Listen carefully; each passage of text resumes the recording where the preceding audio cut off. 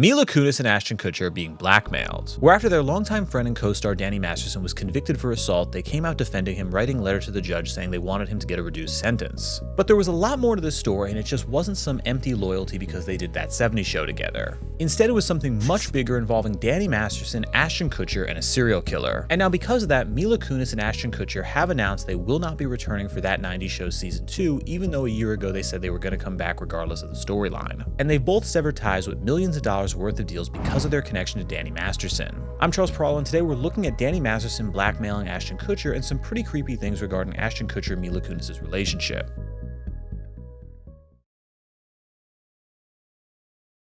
And Mila Kunis, being an actress, is part of the First Kiss Club, being one of the few actors and actresses who had their first kiss on camera doing a TV show or movie. And sometimes when this happens it's cute, like Millie Bobby Brown and Finn Wolfhard having their first kiss on Stranger Things. But then other times it's creepy as hell, like Kirsten Dunst, who had her first kiss when she was 11 years old with Brad Pitt, who was 31. And the producers didn't actually want it that way, where Mila Kunis technically wasn't able to audition for that '70s show because she was 14 at the time and they had a rule that none of the main cast could be under 18. But she did something that nobody can blame her for, and that's that she lied, claiming she was 18 years old, and by the time she was far enough in the auditions, they found out she was 14 and then decided to keep her because they felt it was in line with her character. But then doing the first season of the show, she had to do her first kiss ever in real life, which was with Ashton Kutcher, who was 19 at the time, and 14 to 19 is pretty creepy, but what makes that whole thing so much creepier was something that Ashton Kutcher did. And that takes us to the controversy over that kiss scene because it wasn't a simple peck. And that's because Ashton Kutcher was a little bit weirded out that day, being 19 years old, knowing he'd have to kiss a 14-year-old. And then Danny Masterson just made it so much weirder because he bet him $10 that he wouldn't kiss her using his tongue. Then Danny goes to him and goes, dude, I'll give you $10 if you French kiss her. What would you stick your tongue in my mouth or some... What? No. For $10. And Ashton Kutcher actually did agree, so for Mila Kunis' first kiss ever when she was 14, she got some tongue that she didn't plan on getting from a 19-year-old. But bringing that up, it is important to know it was the late 90s and it was a bit of a different time, and Ashton Kutcher was only 19, and then also at the same time Mila Kunis brought it up in an interview where she laughed about it, saying she didn't mind. But this clip hasn't actually aged well, and there's some other clips with Ashton Kutcher that are pretty creepy to be mentioned, with one example being where he was doing a promotion for the movie Cheaper by the Dozen, where he had a pretty small role in the movie, where at 25 he joked about a 15-year-old Hilary Duff, saying the world just can't wait for her to turn 18. And she's one of the girls that we're all waiting for to turn 18, along with the Olsen twins. And then while joking around about that, made a point to lump the Olsen twins in, which is pretty bad seeing how at the time the Olsens had 6 countdown clock websites for their 18th birthday, and it was part of the reason they decided to quit acting later on. And that gets very creepy knowing how much behind the scenes footage there was of them together in very odd positions despite the big age gap. And there's a bit of debate on that with Ashton Kutcher's personality, where some people say it's grooming, but then other people say it was 20 years ago, it was a different time, and yes, he was a very young person while this was going on. But either way, they eventually made it work, and now they've been married for the last 10 years. And it took them a while to get there, where they actually knew each other for 15 years before they started dating, with Mila Kunis spending the 2000s dating Macaulay Culkin for 8 years, and Ashton Kutcher marrying Demi Moore in the 2000s, which kind of dismisses the idea he's into younger girls, seeing how she was 16 years older than he was. And neither of their relationships work, and both of them had breakups around the same time, and then both of them got cast in very similar movies, with Mila Kunis doing the movie Just Friends alongside Justin Timberlake, and Ashton Kutcher doing No Strings Attached alongside Natalie Portman. And those were 2 movies that came out the same year with the exact same plot, with the exact same budget, and made the exact same amount of money. But neither Ashton Kutcher or Mila Kunis knew the other were making similar movies until they actually started dating and had more of a real-life friends with benefits situation at first. And strangely enough, both of them doing those movies had them rethink their relationships, and then they began formally dating. And then they eventually got married, had kids, lived a normal, happy life, and with that, I'm Charles Peralo, subscribe to learn something. And that's what I would be saying if their hairy, Scientology-obsessed creep of a friend didn't show up. And starting this off, I am an atheist, but I'm not into knocking people's religion or what they do to make themselves feel spiritually or emotionally better. And full respect to all my friends who are Christian, Jewish, Muslim, Hindu, or whatever. But that being said, Scientologists are freaking nuts. And Scientology was made by L. Ron Hubbard in the 1950s, who previously did the book Dianetics and the Modern Mind. And there he made a lot of claims that were debunked by psychologists, claiming that he can create the perfect mind for people where they'd have things like photographic memory, perfect intelligence if they just listened to what he was saying in the book. And it wasn't just a book, it was actually a movement where he was trying to turn it into a series of self-help seminars where in some cases he had over 5,000 people attend. But he partnered up with a lot of crazy people like his editor John Campbell, who had this crazy idea that humans could develop psychic powers. So while they were trying to turn into a movement, it just wasn't successful, where people kept on leaving, and then people accused L. Ron Hubbard of trying to turn Dianetics into a cult. So of course he started a cult right after. And forming Scientology, the idea was he took Dianetics but said he discovered a new religion that would allow regular people to become gods. And he created this very bizarre thing called an e-meter, which would involve people holding 2 cans and somehow that would test their spirituality.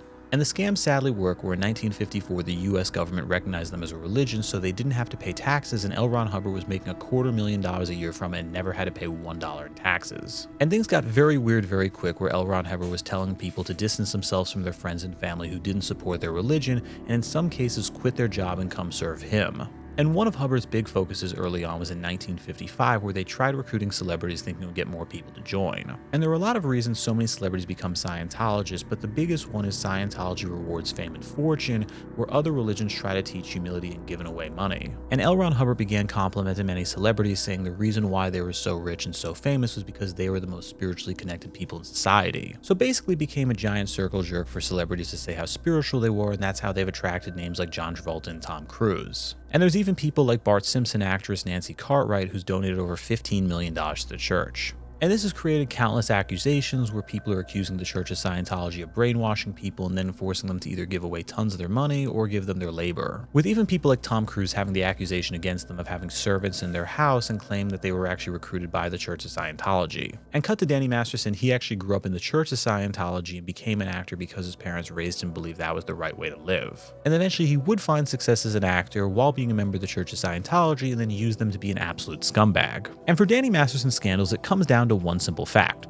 He's a rapist. Because in the early 2000s, Danny Masterson assaulted a minimum of 4 women, bringing them on grounds that were owned by the Church of Scientology, with people like his ex Chrissy Bixler, Bobette Riles, and then also 2 women who chose to remain unnamed. And they opted not to do anything for over a decade, and part of the reason was because Danny Masterson was being protected by the Church of Scientology, where Danny Masterson actually had women sign contracts with the Church of Scientology, which meant they couldn't go to court to sue him and they had to go through the church. And that's because the US having something called arbitration, where if 2 people are of the same faith on religious lands and they commit a crime between each other, it's actually the church's responsibility to deal with it before the courts do. So Scientology being so corrupt and favoring people like Danny Masterson, that would virtually guarantee that none of the women would actually ever go to a real court. And Danny Masterson was able to get away with this for a long time until the mid-2010s with the Me Too movement. The accusations became more public, where Danny Masterson lost a lot of work, most notably his Netflix show The Ranch, where he was working with his former co-star in That 70s Show, Ashton Kutcher, as well as Sam Elliott. But even after the accusations went public and Danny Masterson's career was ruined, there still was the issue that the courts weren't taking the cases, and also at the same time many of the women were being threatened by members of the Church of Scientology. But eventually one case stuck with 2 different accusers, and from that Danny Masterson was taken to court.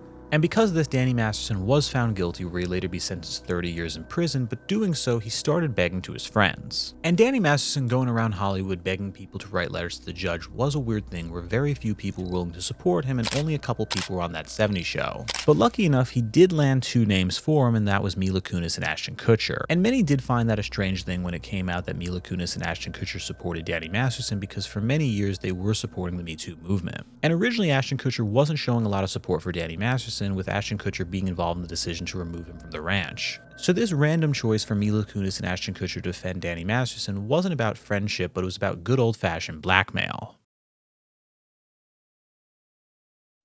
And for Ashton Kutcher's biggest scandal, it has nothing to do with things like what he said about Hillary Duff when he was 25, it has everything to do with the Ashley Ellerin murder. And Ashley Ellerin was a 22-year-old woman who was dating Ashton Kutcher for a few weeks in 2001, and she was tragically killed on February 21st because of the Hollywood Ripper. And the Ripper was Michael Gargiulo, who was a serial killer that killed 3 women, even though he later claimed that he killed 10. And the reason Ashton Kutcher got involved in all of this is because he had a date with Ashley Ellerin the night she was killed. Where according to Ashton Kutcher's side of the story, he went to her house and all the lights were on, but the doors were locked. And then he made this claim that he saw red liquid on the furniture as well as the floors, but thought it was red wine. And nobody who heard that story from Ashton Kutcher's perspective thought he was telling the complete truth. And a lot of suspicions around Ashton Kutcher's claim were revealed by Chrissy Bixler, who was one of Danny Masterson's exes and also one of his accusers. Where Chrissy Bixler made the claim the night Eleanor was killed, she was with Danny Masterson, who got a call from Ashton Kutcher asking for advice on what to do. And Chrissy Bixler made the claim that Danny Masterson told Ashton Kutcher to leave the scene, saying just tell people he knocked on the door and saw nothing, yelling at Ashton Kutcher, saying that the media was going to make him the next O.J. Simpson if he was involved with it and would ruin his career if he didn't just leave. And while there still is a debate if Chrissy Bixler's telling the truth or not and if that happened, what is true is Ashton Kutcher did change his story several times about that night. Because when Ashton Kutcher first spoke to the police, he said the lights were off in the house, he didn't look around much and just quickly left. But then later on when he testified in court, he said the lights were on, he did see this red liquid, and he stayed around for a little while until leaving. And that also takes us to the consequences of what Ashton Kutcher did by not going to police earlier, and that's that the Hollywood Ripper did actually kill another woman afterwards. And that's because Michael Gargello was actually a suspect for his previous murder before Ashley Ellerin. And the prosecutor could actually have had a lot more help if Ashton Kutcher was willing to testify much earlier on than he did. And there's also the truth the cops might have found more evidence against Gargello if Ashton Kutcher called earlier instead of them finding out hours later. And while it's not confirmed if Chrissy Bixler is telling the truth or not, if Danny Masterson ever came out against Ashton Kutcher and said what she was saying is true, it would pretty much end Ashton Kutcher's career overnight. And that's not the only blackmail it looks like Danny Masterson might have on Ashton Kutcher, where one of Danny Masterson's other accusers said she was assaulted in a hotel room that Ashton Kutcher was next to and he was aware completely of what was going on. And Chrissy Bixler did say Ashton Kutcher, Mila Kunis, and the rest of that 70s show cast were aware of Danny Masterson's accusations and then no one went out against him. So all this points to some serious blackmail that Danny Masterson has on Ashton Kutcher and Mila Kunis, where if he ever came out saying anything, it would end both of them. And finally, for Ashton Kutcher and Mila Kunis, there were a lot of consequences to defending Danny Masterson, where Mila Kunis and Ashton Kutcher before this were seen as very clean people to the public, but now they are seen as basically enemies to the Me Too movement because of it. And that was the reason they decided to leave that 90s show, where previously they were saying they wanted a bigger role for season 2, but opted out of doing that altogether. And they've also had some other scandals recently, like having to pay a $1 million fine for an NFT scam that was called Stoner Cats, which was supposed to go for a TV show that was never made and people lost money. And the consequences have been pretty big on both their careers, particularly Mila Kunis, where she was in consideration to be the character of Invisible Woman, but after everything came out, that completely ended. So looking at everything, it's just one creepy moment after another, and with that, I'm Charles Peralo. Subscribe to learn something.